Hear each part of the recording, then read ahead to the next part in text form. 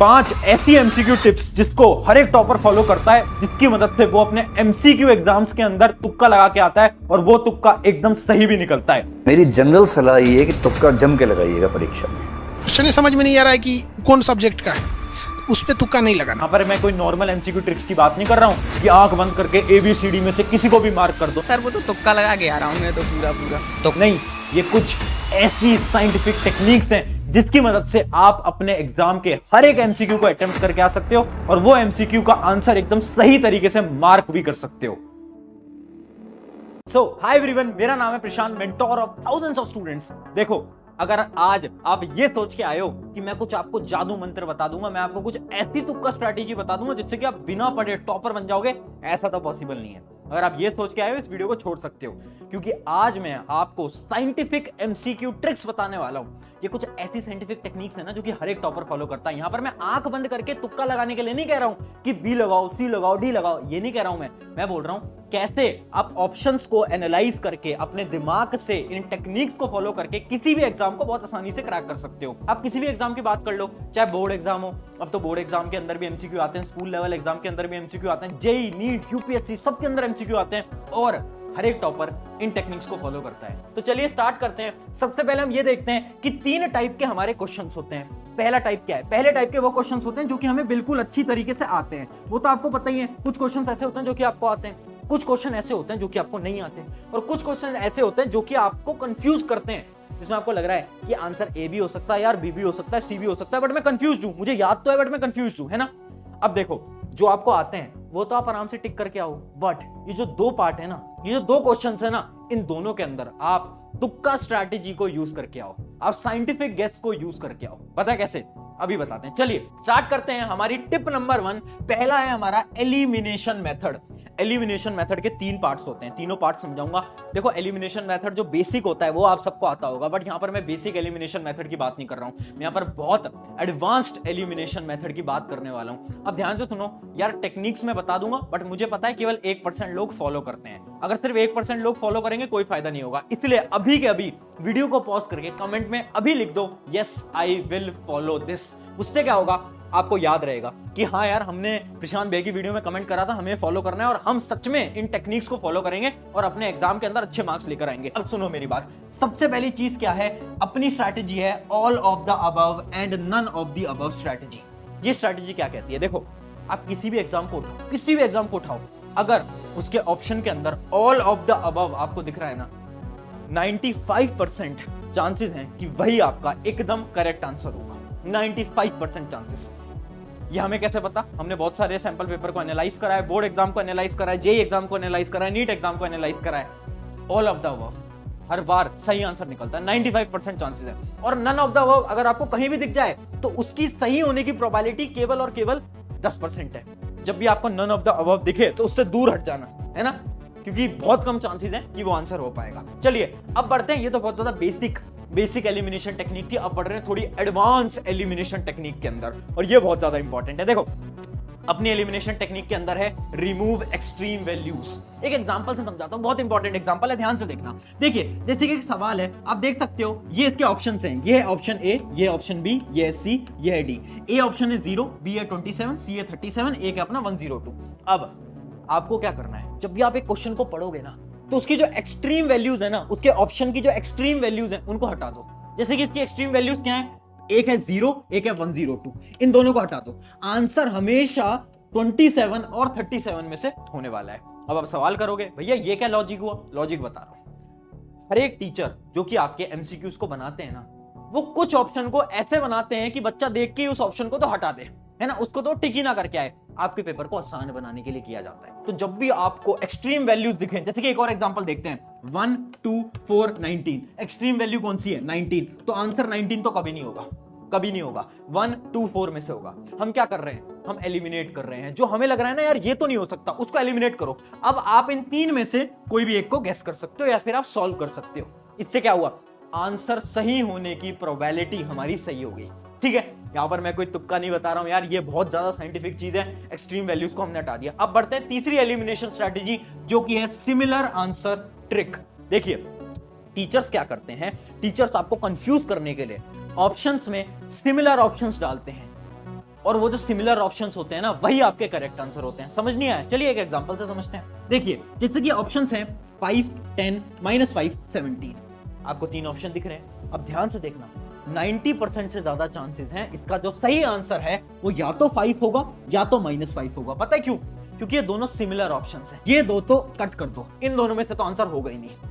सारे एग्जाम्स को आप एनालाइज करोगे, आप देखना जितने भी सिमिलर आपके ऑप्शंस होते हैं हमेशा आंसर वही होता है। क्यों किया जाता है? क्योंकि टीचर्स आपको कंफ्यूज करना चाहते हैं। एक और एग्जांपल पे देखते हैं, जैसे एक बायोलॉजी का क्वेश्चन है, उसके अपने जो ऑप्शंस हैं वो क्या क्या है? पहला ऑप्शन है आरएनए, फिर है डीएनए, फिर है गोल्गी बॉडीज और फिर है माइटोकॉन्ड्रिया।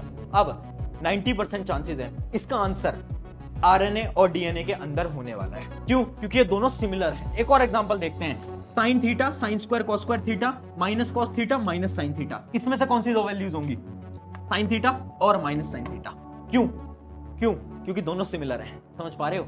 समझ पा रहे हो? हमने क्या करा, जो सिमिलर वाले हैं ना उन्हीं में से ही आपका करेक्ट आंसर आने वाला है। यह है एक टीचर का माइंडसेट। टीचर ऐसे ही पेपर को बनाता है। अब फटाफट से आगे बढ़ते हैं हमारी टिप नंबर 2 की तरफ। बट उससे पहले एक इंपॉर्टेंट चीज, बहुत सारे स्टूडेंट्स ना मुझसे एक सवाल पूछते हैं कि भैया एक बात बताओ, हमें हमारा करियर ना इंजीनियरिंग के अंदर बनाना है, हमें भी एक इंजीनियर बनना है, बट सबसे बड़ी प्रॉब्लम क्या है ना कि इंजीनियर्स ना आजकल अनएम्प्लॉयड हैं। इसका सोल्यूशन मैं आपको आज बता देता हूं, जो कि है स्केलर स्कूल ऑफ टेक्नोलॉजी। ये एक ऐसा कॉलेज है जिसके अंदर आपको लेटेस्ट पैटर्न के अकॉर्डिंग लेटेस्ट स्किल्स को पढ़ाया जाता है और सिखाया जाता है। जैसे कि AI, ML, ये जितने भी लेटेस्ट स्किल है ना जिनसे कि आपकी जॉब लगने वाली है, ये सारे स्किल आपको इस कॉलेज के अंदर सिखाए जाएंगे। सिखाएगा कौन? इनकी फैकल्टीज। कोई नॉर्मल फैकल्टीज नहीं है, ये वो फैकल्टीज हैं जो कि इंडिया के टॉप जो बड़ी बड़ी कंपनीज हैं उनके सॉफ्टवेयर इंजीनियर्स रह चुके हैं। इसके साथ साथ स्केलर के अंदर आपको 1 साल की पेड इंटर्नशिप मिलती है। सिर्फ इतना ही नहीं, सबसे अच्छी चीज क्या है ना कि स्केलर स्कूल ऑफ टेक्नोलॉजी के अंदर बहुत सारे नए नए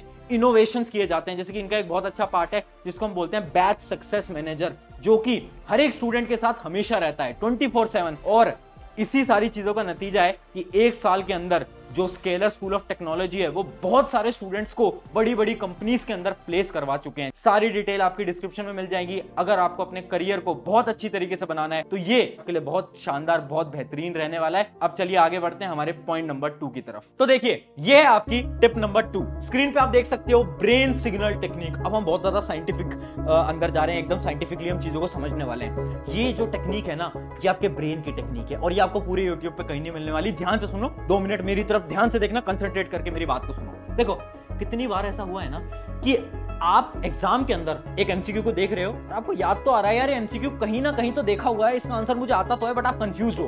आपको लग रहा है यार आंसर ए भी हो सकता है, बी भी हो सकता है, सी भी हो सकता है, डी भी। थोड़ा बहुत कंफ्यूजन हो रही है, होता है ना ऐसा, है ना?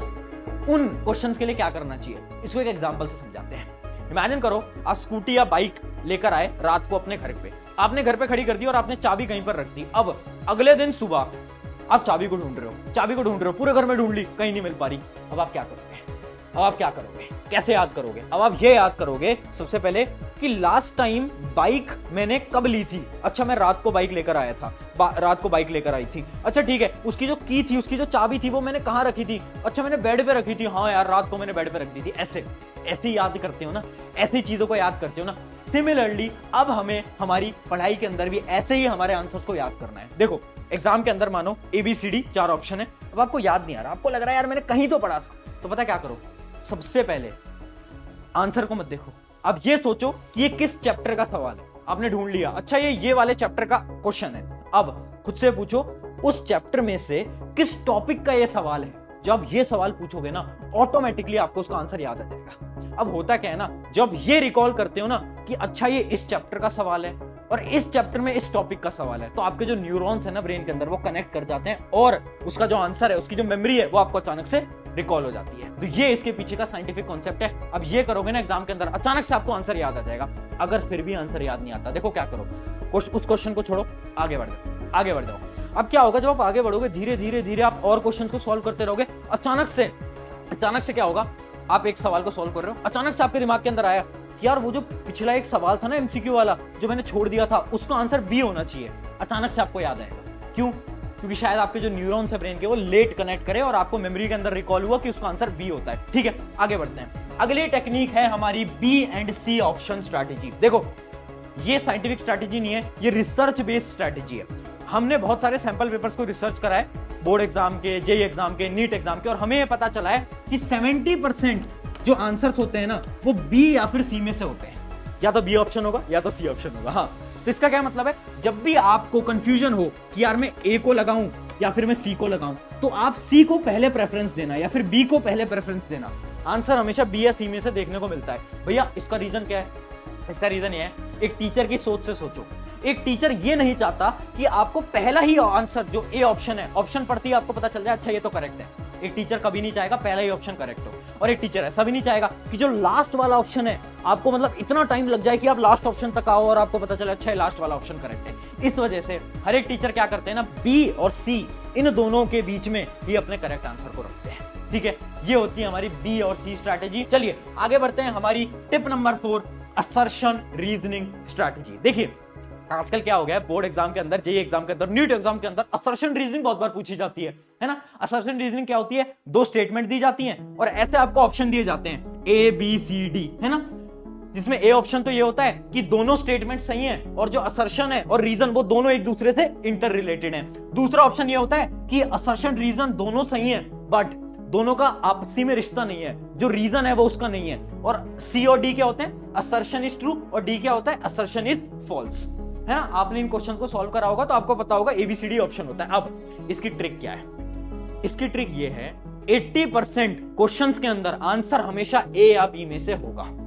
भैया ये क्या बात हुई, चलिए एक एग्जांपल से समझते हैं। जैसे कि इमेजिन करो ये दो स्टेटमेंट है। स्टेटमेंट 1 है 2 + 2 = 4 और स्टेटमेंट 2 है in addition we add 2 values, है ना।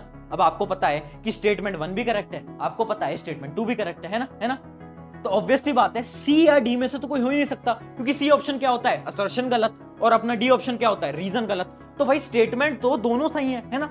अगर एग्जाम के अंदर कोई भी स्टेटमेंट गलत लिखी जाएगी तो बच्चे ना उसको बहुत आसानी से पकड़ लेते हैं। इस वजह से एग्जामिनर्स क्या करते हैं, हमेशा जो दोनों स्टेटमेंट होते हैं ना वो दोनों स्टेटमेंट करेक्ट ही देते हैं। 80% चांसेस है, 20% हो सकता है बट 80% चांसेस है। क्यों? अगर मैं यहां पर ये लिख देता 2 + 2 = 5, हर कोई पकड़ लेता, हर एक बच्चा पकड़ लेता कि भैया स्टेटमेंट 1 करेक्ट गलत है ना, स्टेटमेंट 2 तो सही है बट स्टेटमेंट 1 गलत है, हर कोई बच्चा पकड़ लेता ना।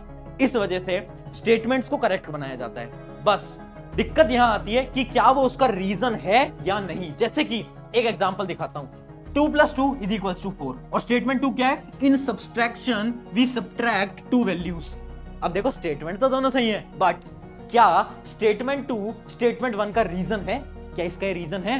नहीं है, क्योंकि यहां पर तो एडिशन हो रहा है, यहां सब्ट्रैक्शन हो रहा है, दोनों के बीच में कोई रिश्ता है, दोनों के बीच में कोई रिलेशन है? नहीं है। तो इसका क्या मतलब है, इसका आंसर क्या आएगा, ए आएगा या बी आएगा? बी आएगा। याद रखना असर्शन रीजन की शानदार टेक्निक, 80% आंसर ए या बी में से आने वाला है। सी या डी को कभी भी टिक मत करना। अगर आपको स्टेटमेंट दिख जाए कि ये स्टेटमेंट तो गलत है तो ही फिर सी या डी में से करना। चलिए ये है हमारी 5th नंबर टिप, जो कि है प्रैक्टिस।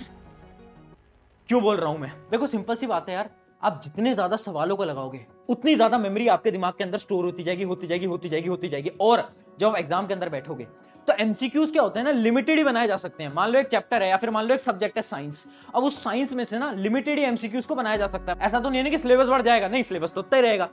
तो आप जितने ज्यादा एमसीक्यूज को प्रैक्टिस करके जाओगे मेमोरी के अंदर उतना ही डाटा स्टोर होगा, और जब आप एग्जाम के अंदर बैठोगे तो बहुत ज्यादा हाई चांसेस हैं कि आप उस एमसीक्यू को देखोगे और आप बोलोगे यार ये तो कहीं पढ़ा हुआ है, ये तो कहीं याद आ रहा है, ये तो कहीं देखा हुआ है ना। क्यों हो पाया? क्योंकि आपने ज्यादा से ज्यादा एमसीक्यूज की प्रैक्टिस करी थी। और यही है हमारी tip number 5, practice as many MCQs as possible. I hope इससे मदद मिलेगी, और कमेंट कर दो yes I will follow this, और अपने एक दोस्त के साथ शेयर कर दो और उसको बता दो कि भाई एग्जाम पास है बट डरने की बात नहीं है। एमसीक्यू की एक बड़ी ही शानदार टेक्निक और टिप वाली वीडियो प्रशांत भैया लेकर आ गए हैं। शुक्रिया एवरीवन, मेरा नाम है प्रशांत, मिलते हैं नेक्स्ट वीडियो के अंदर, टेक केयर।